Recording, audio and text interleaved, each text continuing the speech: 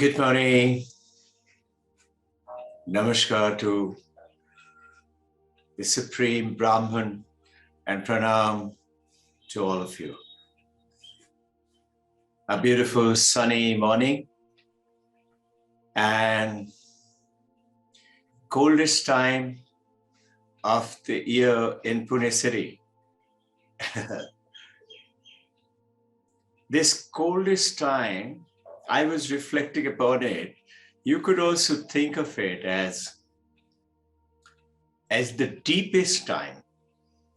You know, whatever is cold and it's nice and it tries to sink in. Your mind tends to become calmer and very reflective, thoughtful. Let us start with our prayer. With that thoughtfulness and the calmness in mind, to our Gurudevas, Mahavatar Babaji, Krishna, and the Divine Mother. Om Asato Ma Satgamaya Tamaso Ma Jyotirgamaya Mrityurma Amritam Gamaya. Om Shanti Shanti Shanti. Divine Mother, the Mother of the Universe, Jagat Janani, hold our hand, guide us across from unreal to real, from darkness of ignorance to light of the wisdom,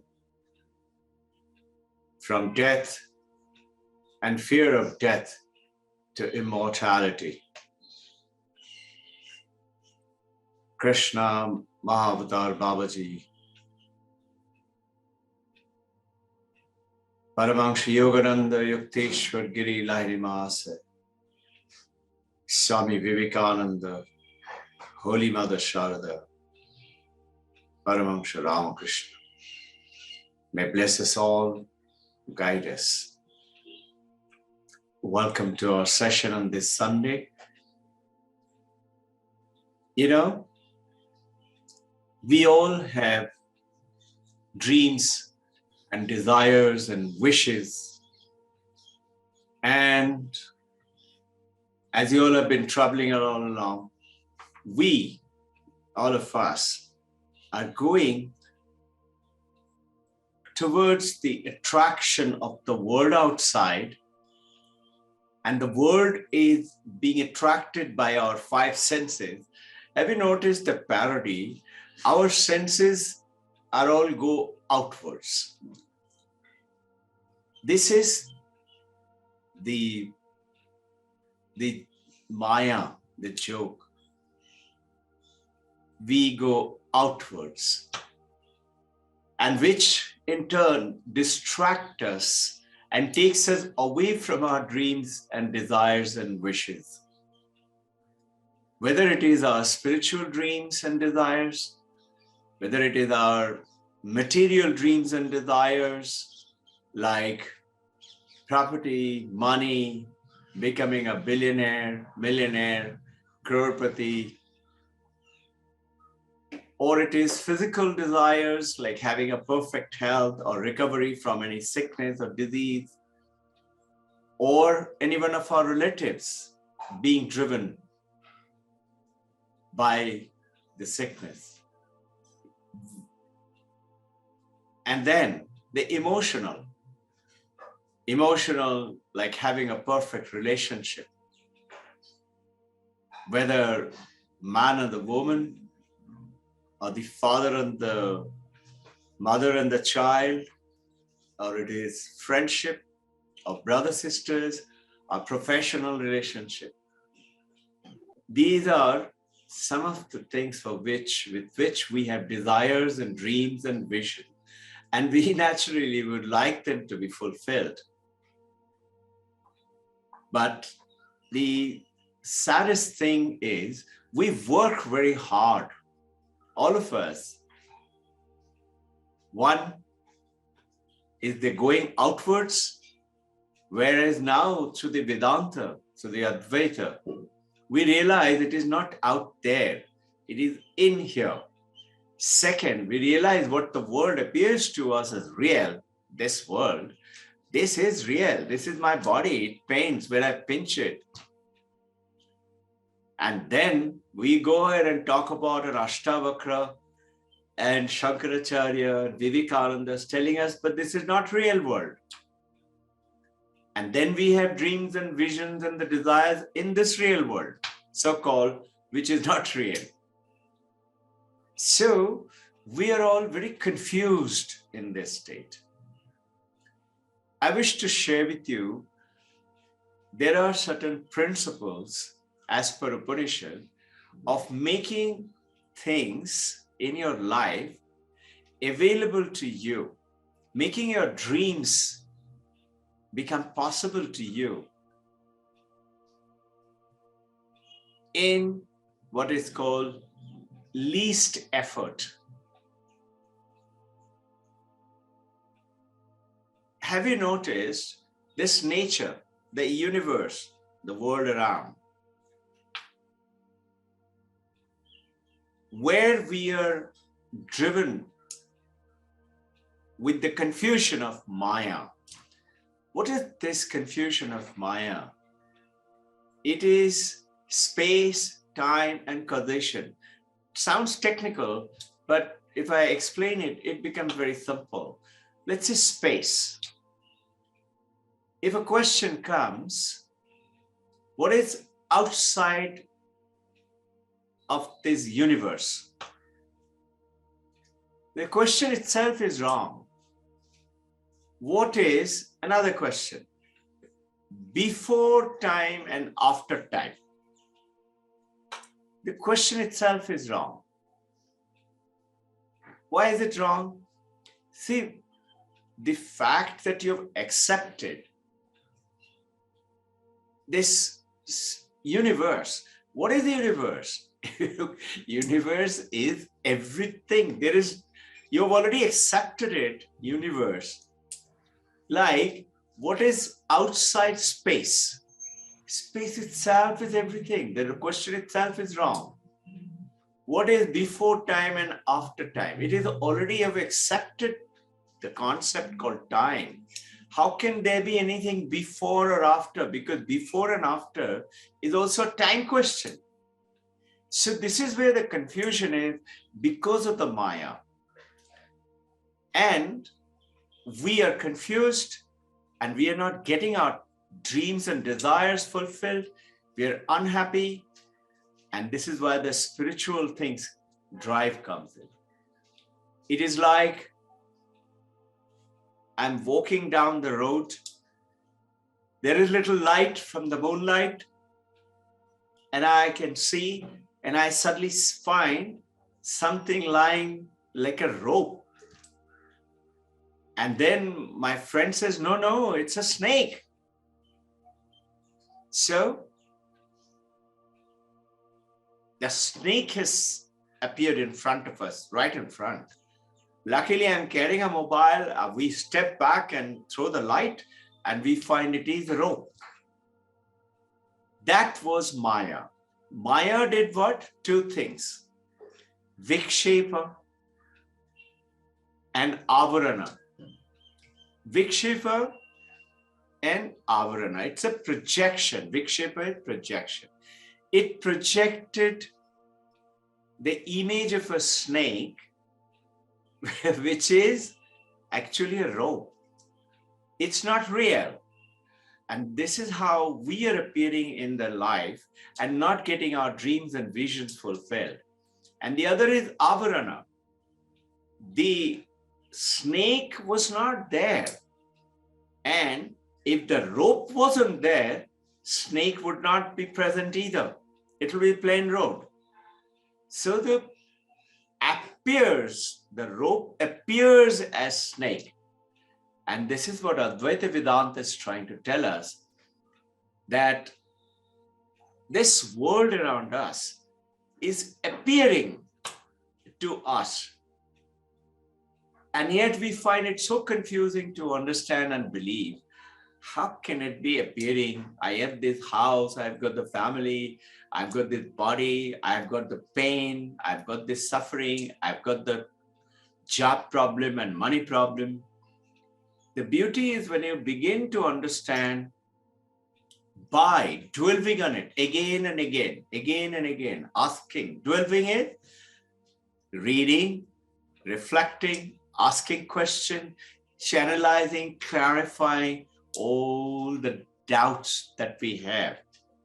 Some say, Patanjali Yoga Sutra, in the aphorism of Patanjali, they say there are 8 obstacles for us to attain that perfection. And in that perfection means I can be what I want, I can do what I want, I can get what I want. And the best part is, one of the monk in Himalaya, he says, this side of that realization, like you, me, we are not realized, we are in the journey for realization. With tremendous wish and desire, we have to get realized in this life alone, so that we are not born again and again and suffer again and again, but realize and then take birth again and again. Once you realize, you do not have to be reborn, as per the Masters and the Upanishad statement. But you may then choose to be born again and again towards the welfare of the mankind. That means you have no desires, cravings left, because you're coming here to serve the people. And your mind is filled with ananda, a sense of well-being. Sometimes all of us experience that. Sometimes maybe you're in a beautiful nature place with snow-clad mountain, you're sitting in a very comfortable place, you don't have any craving, everything is apparently around, and those who you really like or love is a lovely company with you, and you feel so cool and calm and serene, like that you would feel when you come back again and again for the service of the mankind. Now, going back to beyond Maya, getting things what we want without the least of the effort. Least effort. How do we do that? So Vedanta is taking us across to look at this nature. You say, no, your nature, my nature, the nature of the universe. Like, look at the nature. The earth is rotating at a dizzying speed of some 1,060 kilometers per hour. Rotating.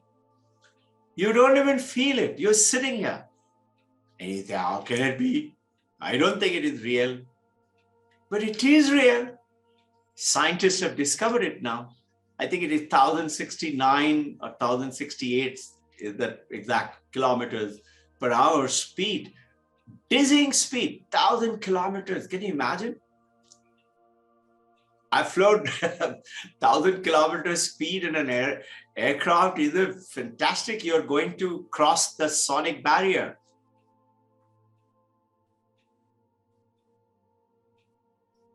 And we are traveling in that and we don't even realize it. This is called the illusion. Traveling in the speed we are. It's like that snake in the rope. But I don't realize it. Why? We get stuck on the surface of the earth. You know the reason why you don't, because you're a science student. Let's say blooming of a flower. Nature. Does the earth make any special effort to go round and round at the dizzying speed? No. It's so beautifully natural, totally balanced. You and I don't feel anything. It doesn't start wobbling and shaking us all up. Does the flower bloom with any special effort? Think. Does the tree grow from a tiny sapling to 330 feet tall tree? Californian redwood oak tree, it grows to 330 feet tall tree. The tallest tree in the world I've seen. It's in the belt from California to San Francisco. The windmills, both the sides, thousands of windmills. And the road is 8-track lane. Many of you must have seen it. And in one of the Californian redwood oak tree happens to be right in the center. So they didn't chop up the tree like we do it in India. They drilled a hole through the trunk. Can you imagine? The tree is so big and wide that 8-track lane is gone through it. You can Google it and see that picture. Through the trunk, tree is alive. Tree is not dead. And still there is enough to supply the tree from the roots and still stand tall and erect. Amazing, this nature. Think, this amazing nature, this is what I'm asking you to look at the nature, to make your dreams and vision and whatever wishes you have to fulfill with the least effort. Is that tree, which is standing so tall, despite being cut through, like, let's say, a sickness or disease or losing a limb, any pain? Apparently not. The tree is growing beautifully. It's not crying, howling. The tree doesn't. But the science today can find out, like, touch me not plant, you must have seen, if you touch it, it bends down. And that time when you check, they find there are certain electrical discharges from the plant, which is monitored, like your ECG, EEG. There is, but in this tree, there is none. It's apparently in absolute bliss, still serving the mankind by letting them run through the trunk. Just think, does the fish in the water try to swim? No, it just swims. Does the bird in the sky try to fly? No. A chick, I don't know if you're aware, eaglings in Himalayan eagles or the bald-headed eagle in America, the eaglings make their nest in the cliff of a mountain in a ledge where no animals can go. Very difficult. And the eagle make a nest there. And the chick hatches from the egg and grows. And at the right time, mother eagle knows. You know what she does to the eagling? She knows when. She pushes the eagling out of the ledge. Eagling doesn't know how to fly. Just imagine the nature. The eagling is falling down and down and down towards the earth. And the eagle mother must be saying something. I don't know what is it.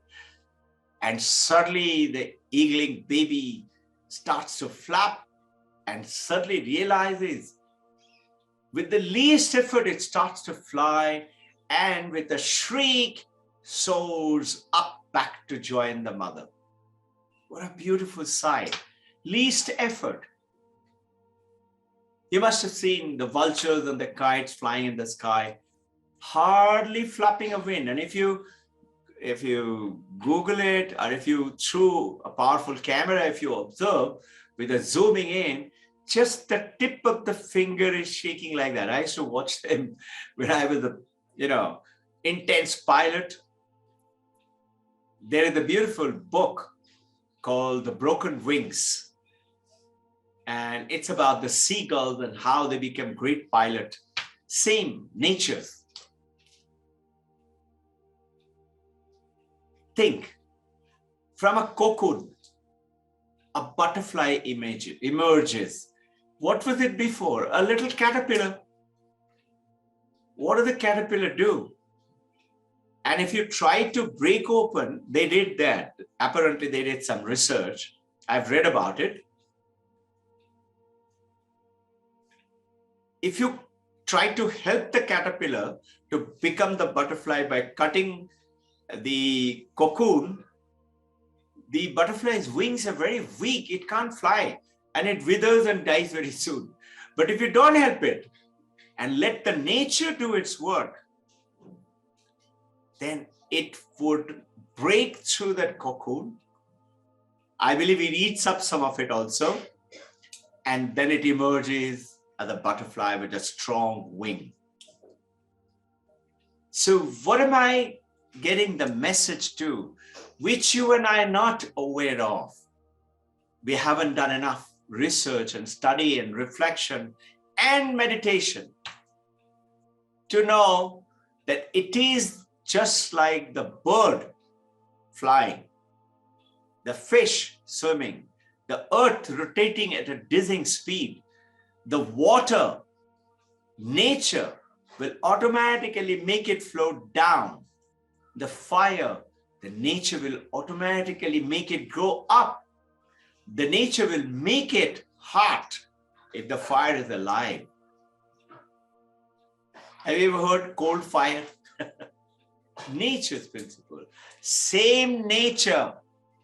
My dear beloved devotees, aspiring spiritual travelers, has given you and us to be successful in life with least effort.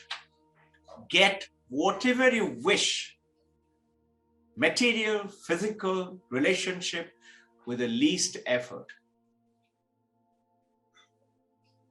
And that least effort are principally driven by those things which we have been discussing and talking, and Upanishad is telling us again and again, and so is spiritual texts like Bhagavad Gita and Vedanta. Principles of least effort goes one is living truth, holding truth, even in a joke, not telling lies. A tree doesn't tell a lie. A grass doesn't try to grow by telling lie, it just grows. Have you realized? A beautiful green field. If you start playing football there, let's say 10, 15 players start to play football every day, the grass is apparently dying. No? It happens in our school. But if I water it and give it a break, the grass again grows up.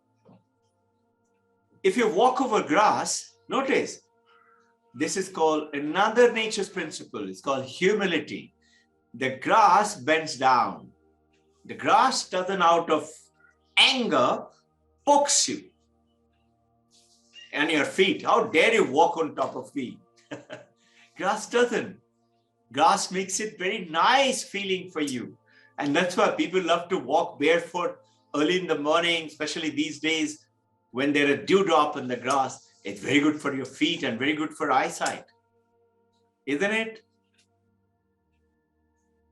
And the moment you walk past, grass again stands up. Just like that, holding truth. Second, purity of love. Not hatred, not anger, not jealousy. Pure love. Love of the nearest of that love, if an example, if I have to share, would be the love of a mother to the baby. Whole day that mother is holding that baby. That's the physical love. But look carefully, what happens? The detachment, the asanga, which do the meditation, Asanga aham, asanga aham, asanga aham. Before meditation, we do that, no? In the Vedantic meditation. I am detached. You are telling yourself, I am detached. I'm not attached to this body, to this name, to this form, to the people around. I'm here to, the third principle is serve them, to help them attain their dreams and vision and successes. And the moment you do that, the nature's principle, how have you realized a tree, a fruit tree, it doesn't eat its own fruit. But we, wherever we go down anywhere, we want to first put it into our plate. And generally we put more than what we can eat. No? Greed, desire, craving. We try to grab in our life more than what we need.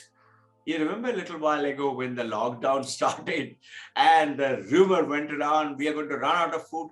My God, what huge line in front of the banya shops. And no, everybody wanted to hoard up more than what we require. Service to the people without expecting anything in return. So first is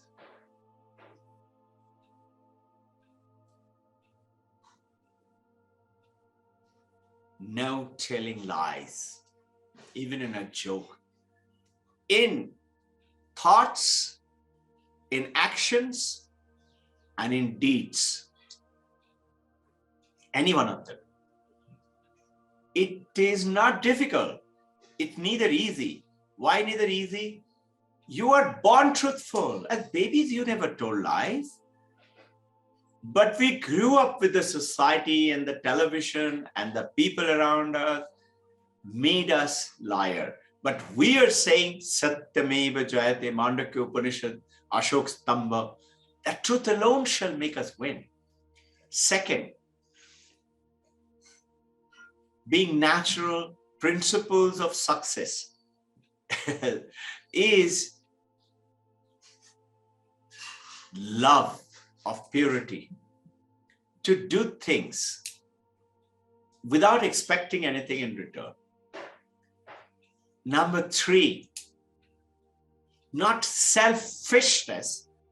This is mine, but give it to others. One of the laws of the nature's principle for success, as per Upanishad, is if you and I, if willing to relinquish, lovingly give away what we seek. Like supposing I seek special hot jalebi. Small example. But instead of taking it for myself, when I get it, I give it away to everybody. Most of us do that. But there is a slide, I want to keep something. Have you realized mother waiting for children to come back home? Let's say 3 kids. And mother has got some pieces of some special cake she had made yesterday, which was like it was a holiday. And today it's a school, children will come back from school. We all hope schools should open up, no? Mother is waiting for the children. But look at the love of mother. Mother doesn't eat up one of the piece of cake and make the other 2 pieces into 3 pieces because of the love for the children. She wants them to have fun. Just like this, the supreme consciousness, which we call is Ishvara. Satyam Jnanam Anantam Brahman Taittiriya Upanishad. Is existence, consciousness, bliss, is this Ishvara, is the consciousness, is everywhere. I have a beautiful question, I shall deal with it, and then we do a little meditation. To understand it now, if you follow these principles, holding truth, love of purity, and service to others with an intention to relinquish whatever we want by giving it away willingly, lovingly, not by thinking, I am doing dhanam, I am great, and I want that beggar to say, thank you, Maharaj. No. Swami Vivekananda uses a beautiful word. He says, you as a giver, bend down in front of the beggar and say, thank you for giving me an opportunity to give it to you. And this is the principle of giving, that it is the divine grace that you have been given this opportunity to give it to someone. It's the divine grace that, like, you worship Mother Ganga, those of you seen in Haridwar and Lakshmanjula and Kashi, Banaras. There must be many other places. They take the Mother Ganga's water. They have huge kamandul. I used to look at them doing it and I used to wonder, my God, what strength this Pujari Panda they've got. They're holding that strong without bending in the hand, huge, filled with water, must be 3, 4, 5 kg weight. And they're doing aarti and pouring down. But notice, pouring down that water back into the river Ganga, taking that same river Ganga water again and worshipping Mother Ganga with her own water. You are giving away things to people which you say, my money, what do we have? We have nothing. It's the divine grace of the Mother of the universe, of the consciousness in the Advaita principle, of God or Allah or Christ or Krishna or Babaji or the Gurudeva, that we have got something. We are supposed to give it away, relinquish it, give it freely to people. You know, when you do that, nature's principle of least effort comes into play. Just like the grass grows, just like the fish swim, just like the bird fly, just like the earth rotational speed of dizzying speed without even you realizing it, just like the water going down and the fire going up, you would grow with abundance. How? Try it out. It does happen. There's one of my Muslim friend, he's a very good friend of mine, and he has taken the pain. I know 2 of the Muslim friends who took the pain to go down to Kedarnath and Badrinath just to go and see and be there and genuinely. And one of these Muslim friends carries, he was talking to me yesterday that I have always Ganapati in my car. Meaning they're truly universal lover of God. Doesn't matter in which language you call Jal or Pani or Tanni or you in French or washer in German. It's all water. One thing, Jal. One thing. Doesn't matter in what name. And you and I, being an Advaita Vedantist, knowing the secret of the universe, make things happen to you, including your spiritual journey. Feel the grace like a beautiful cold blanket all around you of protection and calm and serene feeling of a well-being. You will automatically have a great feeling.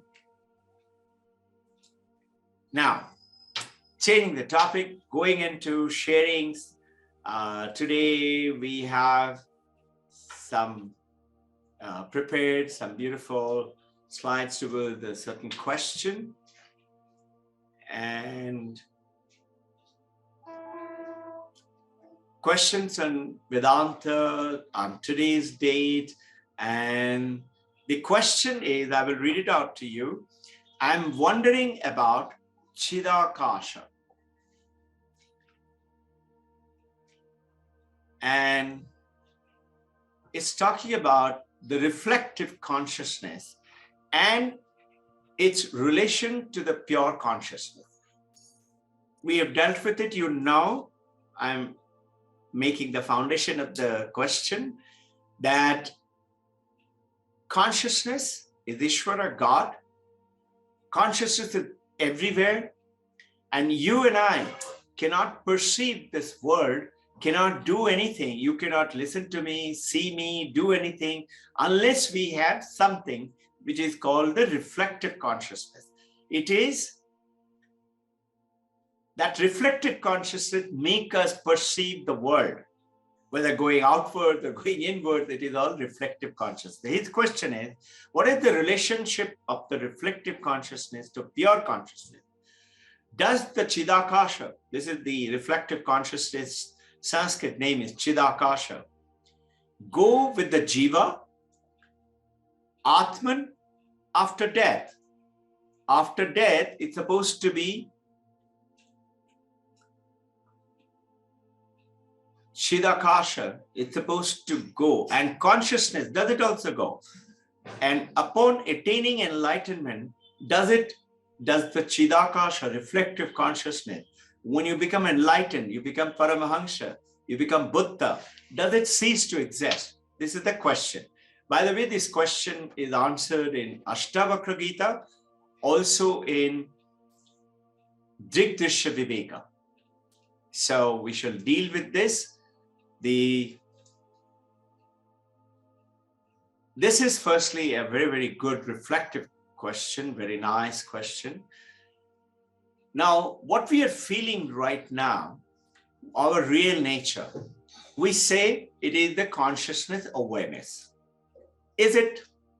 We say no. I have been talking to you that if I'm not conscious, I cannot do anything. I often ask the parent, the children, the question, supposing you are unconscious, can you see me, hear me? Supposing you're in coma, can you see me, hear me? This is for the learned people to understand. For you, as a Vedantist, as an Advaita Vedantist journey, the question comes in that what we are now, we feel this awareness. You feel aware, no? Just be still. You're aware of people around you, aware of me sitting across the lens, the camera, feeling aware of the various things, awareness. You are. Is it that consciousness?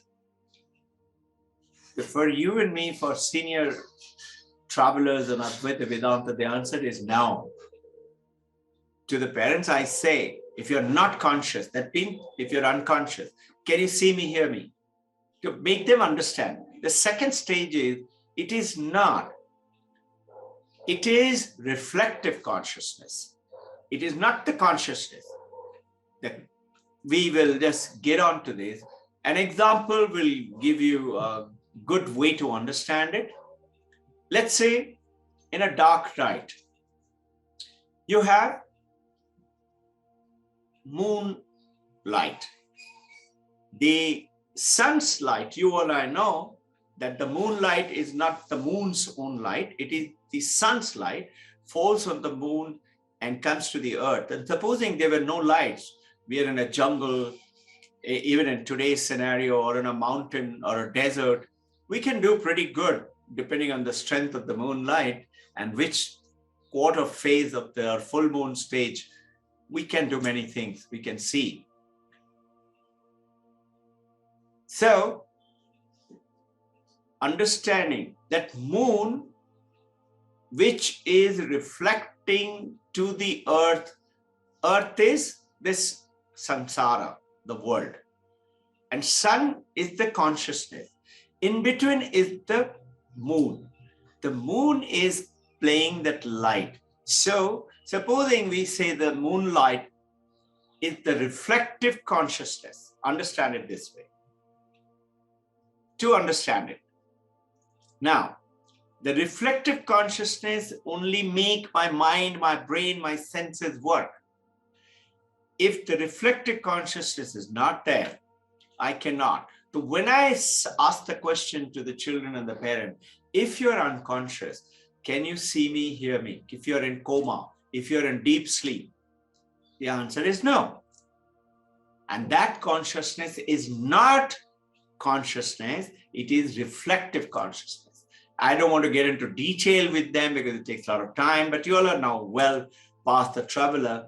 So it is the reflective consciousness. So you say that means it is this consciousness alone. The answer is no, because the moon is playing a very important role here. Look, if the moon wasn't there, the earth will be in darkness. Unless the moon has been positioned by this universe, consciousness, space, God, Allah, the name you call, we will not get the moonlight onto the earth or onto the samsara, onto the world. That consciousness as a reflective consciousness for us to continue to work. Are you with me? So now, the sun, moon, and the earth are three different things. But yet, moon plays a very important role here. And it is the Vedanta, that one absolute reality, which is telling us that the only reality is the consciousness, but it is reflective consciousness. Now, going into, in Drigdashya Viveka, it goes ahead and tells us that what is the feeling of which we have, the feeling of seeing, teaching, etc., are of two. And this is of the activity of the mind, one. And the second is the awareness. In the activity of the mind, you have four things. One is the understanding or buddhi. With the intelligence, we understand. Supposing intelligence is what? Data. Like this is an object, it's a data. I experience it how? There has to be an object, that clock has to be there, and I have to be conscious. The consciousness through the reflective consciousness make me experience the clock. And then memory, that will give me understanding of the clock. Supposing I was an Adivasi, I have never seen a clock, I'll not understand. I'll see an object, all right. I'll experience the object, but I wouldn't know what is it for and what is it meant for. Second is the memory. Memory is called chitta. So we analyze it through the memory. A wild animal wouldn't understand what is it. A wild man may not understand, but you and I, educated, we understand it's a clock. And then comes the ego. So manas, mind, understanding, buddhi, memory, chitta, and ego, ahankara. And the second thing is called the awareness. These are the awareness of the thoughts, the memory, the desire, the comprehensions, feeling, perceptions, all awareness, full of awareness, reflective awareness. This awareness is because of the reflective consciousness. Now, going into understanding that question, the two aspects, the Chidakasha is the reflective consciousness and functions of the mind, which we call the ego. What is the connection now of this? Is something like a mirror in front of your face. The mirror is reflecting. What is the question? Question is, if you become enlightened, does the Chidakasha vanish? Is the first question. So it is like there is a mirror in front, and I'm standing in front of the mirror. If you look carefully, like the baby in the slide that we have given, the baby is seeing the mirror. Now, imagine the baby or the man or you and me have attained Paramahamsa state. That means I'm enlightened now. Will the image vanish from the mirror? No, it will continue. I am the wave in the ocean. I have realized now I am not wave, I'm not ocean. I've realized I'm water. I am enlightened now. I am the consciousness. I am the Turiya. Will my body vanish? Will I stop being a wave? Will I stop being an ocean? No. Only thing, I am there, but I am there with the knowingness, awareness. I am not this body. I'm not this ocean. And then automatically those greeds and cravings and this is mine and I'm going to prepare this and keep it here. for myself and my children and my family, what will happen when we die, all would vanish. And the nature would pump you with abundance, with no shortage. That's the principles of the least effort coming into play. And the times when the mind doesn't function, like anesthesia, is the highest state where the mind stops functioning. And the pain that you realize is because of that mind realizes that pain. So it is in anesthesia, mind is totally cut. You have no mind at all. Or deep sleep, or unconscious, or in coma. It's like coma is the anesthesia state which you go in. People operate on your heart, and your cardiac, and your liver, and your arms and legs, and you recover from it. And after the recovery, mind comes into play to make your mind feel less pain. They give you pain relieving, which has got a lot of bad effects. But you take it for a few days to have a better life and continue to. In the deep sleep, you notice most of the people tell you, I really slept like a long, deep sleep. Now, connection between the reflective consciousness and the consciousness. There are, what is the connection between the consciousness and reflective consciousness? In the Vigdasha Viveka, it talks about Vranti Darshana. In the mind to the reflective consciousness, in the previous topic that we talked about, in your own time, you can go through the slides also. It is sahaja, just like the mirror in the faith. As long as the mirror is there, I will faith. As long as the moon is there, I will get the light. As long as the mind is there, I will get the reflective consciousness. Okay? In terms of the reflective consciousness and consciousness, very powerful message, very powerful answer. And it goes on to say, it is Vranti Darshana, meaning the reflective consciousness is of the consciousness only. The moonlight which I'm getting is of the sunlight only. So what is the relationship? It is Vranti Darshana. It is in Himalaya, the monks, realized masters, they call it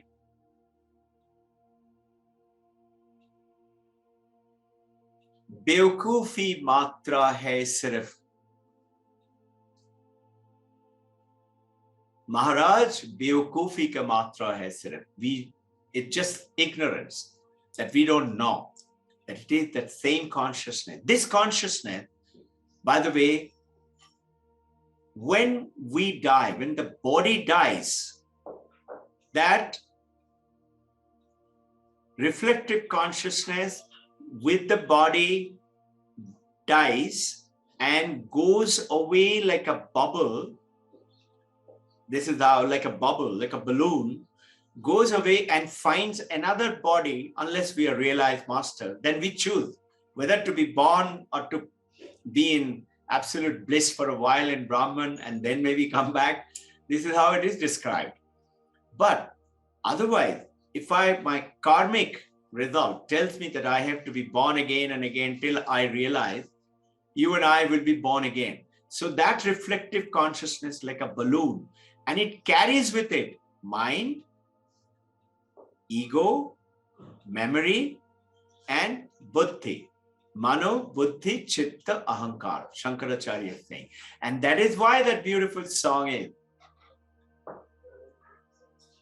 Mano, buddhi, chitta, ahankar, na aham. Chidananda rupoham, shivoham, shivoham. So with this answer clear, we have dealt with two very powerful things. The reflected consciousness is nothing else but the consciousness. And it has got, when you apply that principles of the nature, easily and effortlessly. What happens is that consciousness itself, through the existence consciousness bliss, Sat Chit Ananda, has created ocean of existence, has created this universe, you, me, our people, family, children, husband, wife, parent, world around, the car, the automobile, everywhere. And where is consciousness? Everywhere. There is nothing in this universe which doesn't have consciousness. But, very important but, is the level of the consciousness is different. This table has consciousness, but it is so negligible. In the animals, in the octopus, there is a question just now, I was going through reading it. They're asking, octopuses have a big brain. Do they have consciousness? There is the Western people who are ignorant about Advaita Vedanta, but they're finding out. Ned Block, David Chalmers, they're all coming up with, even Thompson, that waking, dreaming, and being, that book I shared with you last time. They're all talking about consciousness. And they're also saying, why is it so confusing about consciousness? Why is it confusion? Because we know so little. And we think consciousness, as per the Western world, it is a function of the brain. It is not. So now we understood that consciousness has tremendous power to create everything around. So if you follow that first point, what we covered today, the action through the least effort, through purity of truth, through purity of love, and through sharing, giving away what willingly, lovingly, what I wish to have for myself. I have only 10 rupees, I need money, but I should lovingly, willingly give that 10 rupees if somebody comes like that. Give it away.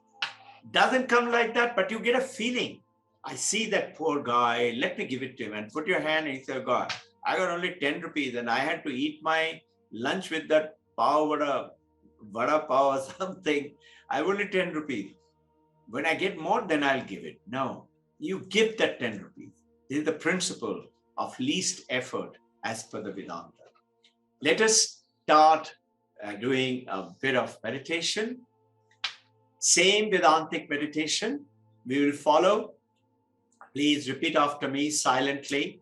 We have about 5 minutes to 12 o'clock. And those of you keen, please continue. We will take 10, 15, 20 minutes of, as you're comfortable, beautiful day, calm and serene. It's so charged. There is Omkar, Dhvani going around. There is divine light everywhere. You will start to see this light. These are called mystical experiences as you go on to more and more with Kriya Yoga and Advaita Vedanta. With your eyes open, with your eyes closed. And sometimes it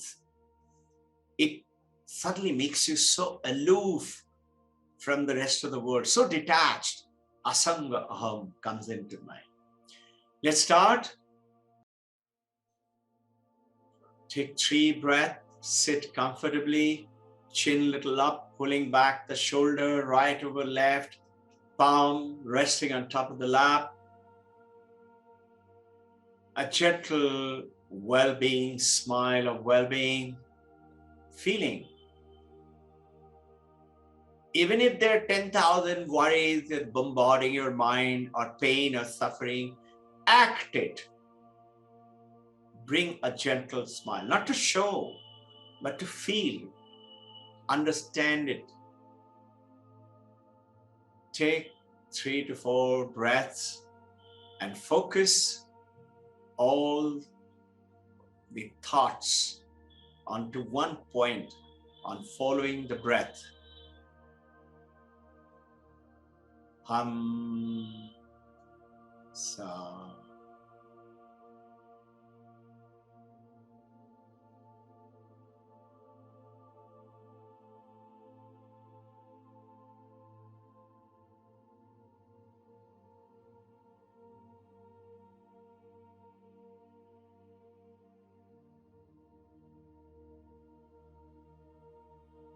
watching my breath, being aware of my breath, focus with the breath alone.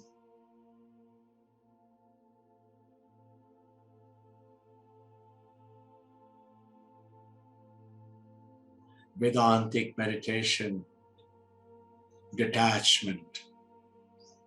Asanga aham, asanga aham, asanga aham. Puna, puna, puna. Asanga aham, asanga aham, asanga. I'm totally detached from people, from world, from my body, from my name, from my form.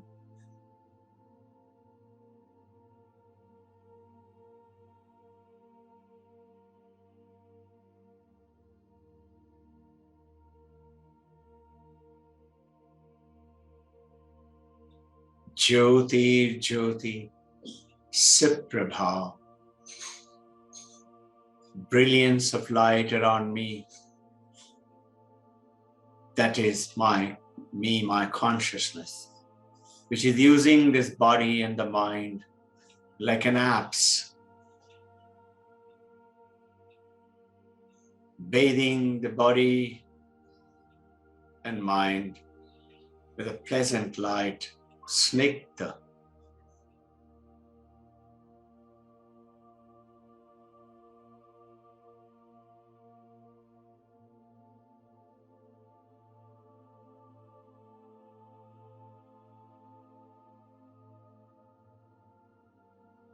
We'll start with Omkar chanting. Those of you new, Om comes from A, U, and as explained in Mandakya Upanishad. Is the waking state, is the action drama that we are playing during the wakeful time. Things that we do, everything, the waking state, the drama that we play, and the stage on which we play, the samsara, both the action drama and the stage. U is the thoughts, feelings, happiness, joy, suffering, sadness, the bitterness, the qualifying dream state, actions of the mind. And U, so the Sanskrit sandikshan becomes O. And the third stage, is the deep sleep state, is represented by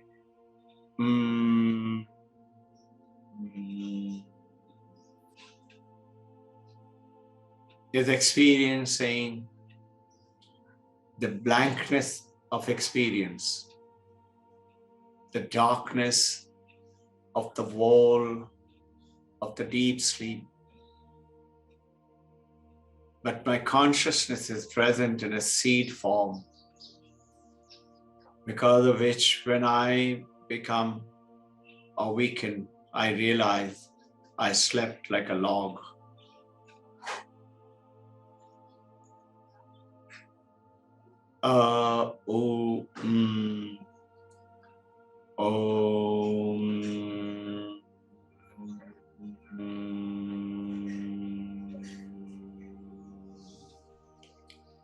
Taking a deep breath, which is the silence. This silence is the turiya, is the fourth state, which is what I am, which is what the consciousness is. I am not the Jagrat, the body or the mind. I'm not the one experiencing the dream or the thoughts or the action which is going on in the mind in the dream state. I'm not the deep sleep state.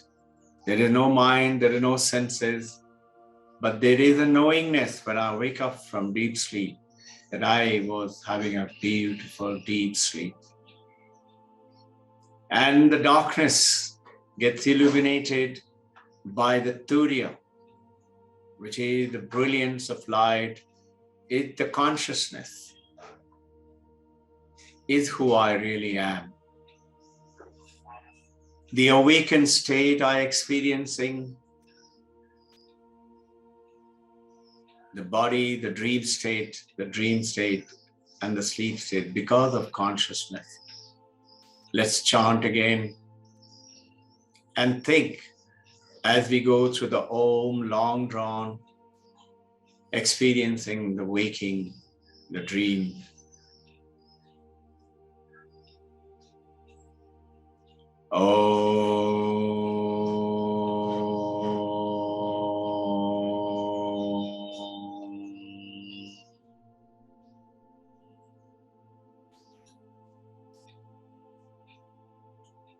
Silence. I am the Turiya. I am energizing the body and the mind through the reflective consciousness. I am not this body. I'm not this mind. Through my awareness of the consciousness, I'm experiencing the world around.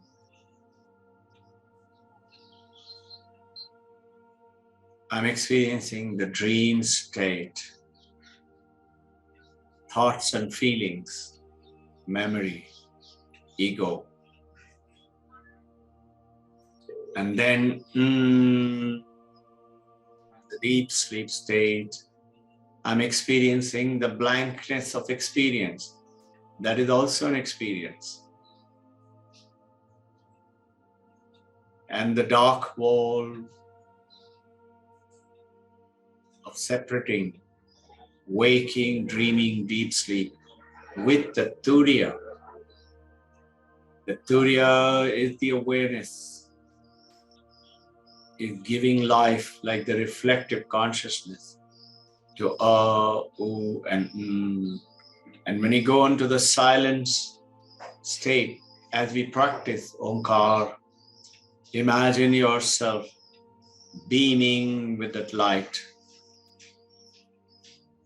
Again, deep breath. Om.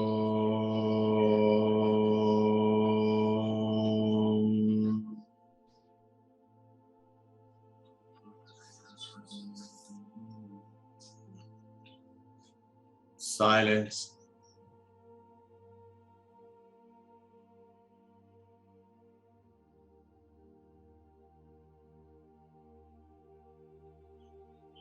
Again, awareness is experiencing the waking, the action, the drama, and the stage of this house, the family, the earth, and the dream sleep state.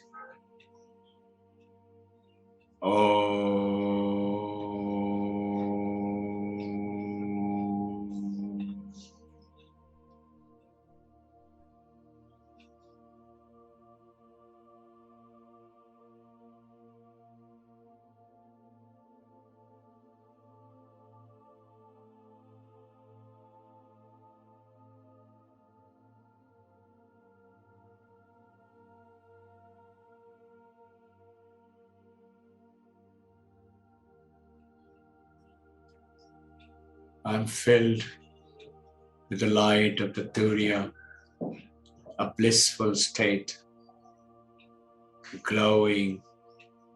I am the Turiya.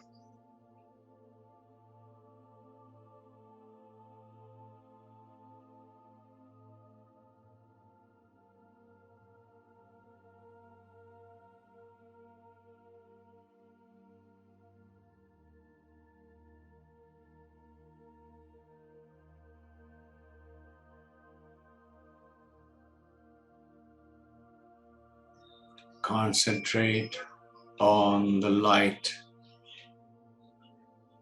everywhere surrounding my body.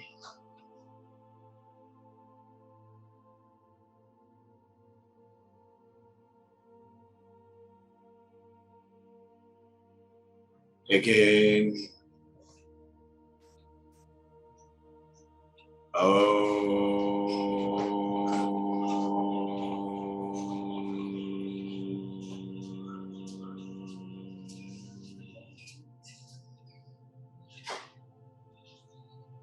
Silence.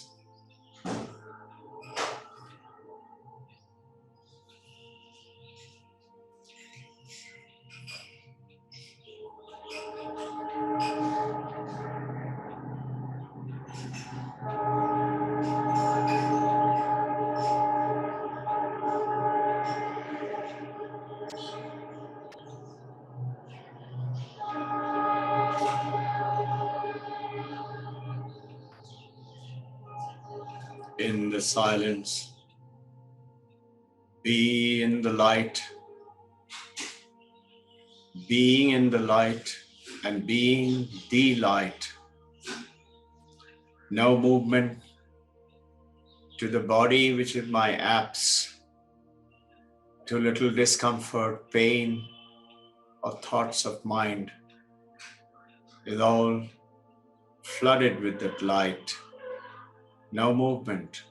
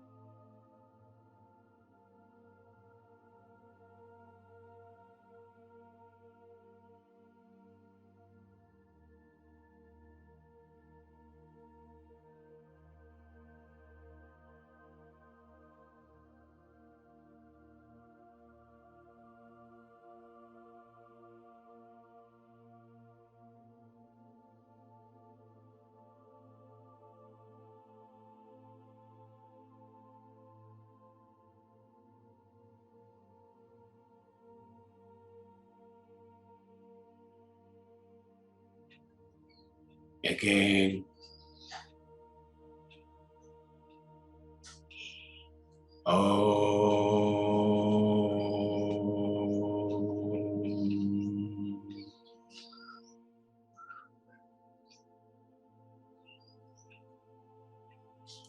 I'm exercising the turiya, the consciousness, in imposing upon my mind and body through my consciousness to this body, which I use for its well-being, and this mind, I awaken the truth, the purity of love, and purity of sharing, giving, willingly and lovingly, because I have been blessed with this opportunity to be able to give.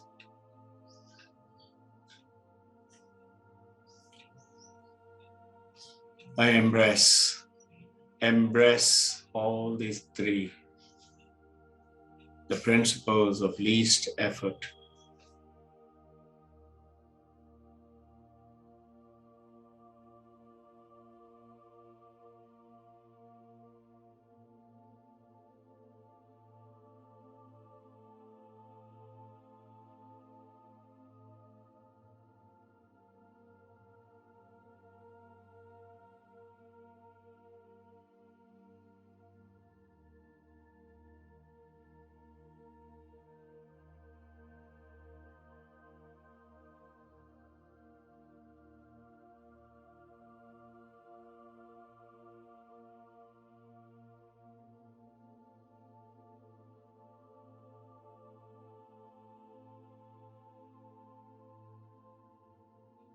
plant a seed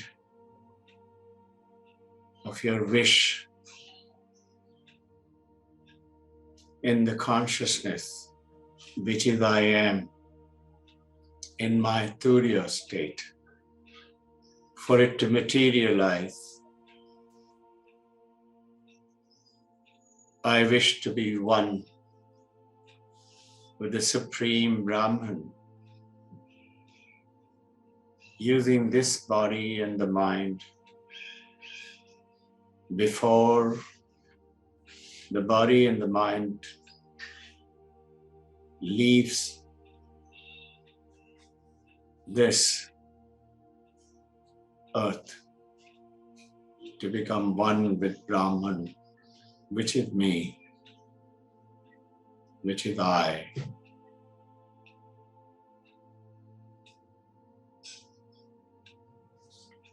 I plant a seed in my Turiya consciousness, that may the consciousness grant me the power which I have to give to everyone, whoever comes, lovingly and freely, especially what I want for myself.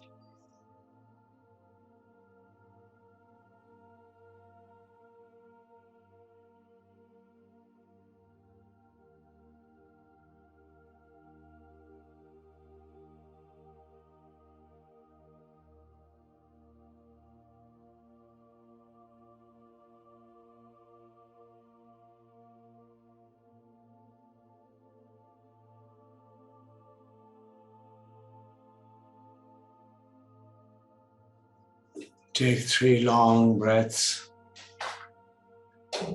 Focus your orientation, consciousness, reflective consciousness, mind and the body to the breath. Saas hi Hanuman hai. Is the link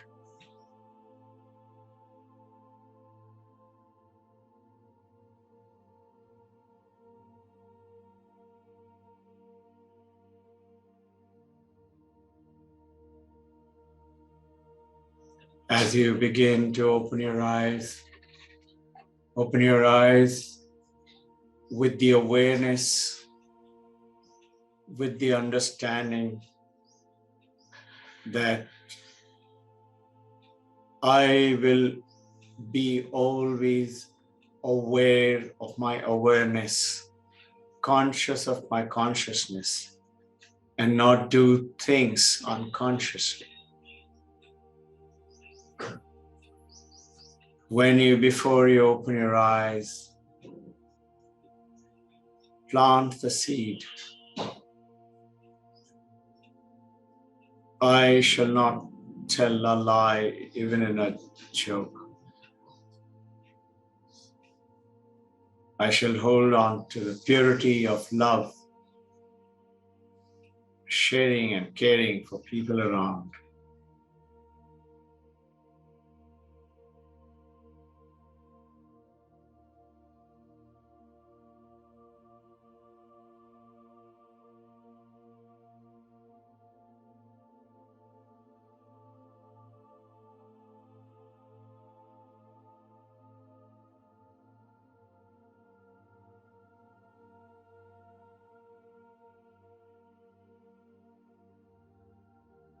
I shall willingly, lovingly give what I seek for myself.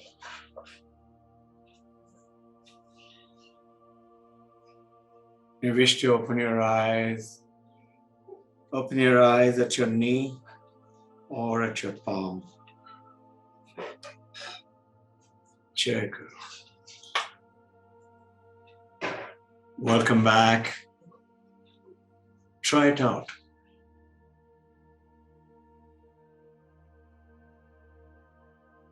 Shanti, Shanti, Shanti. Jai Guru.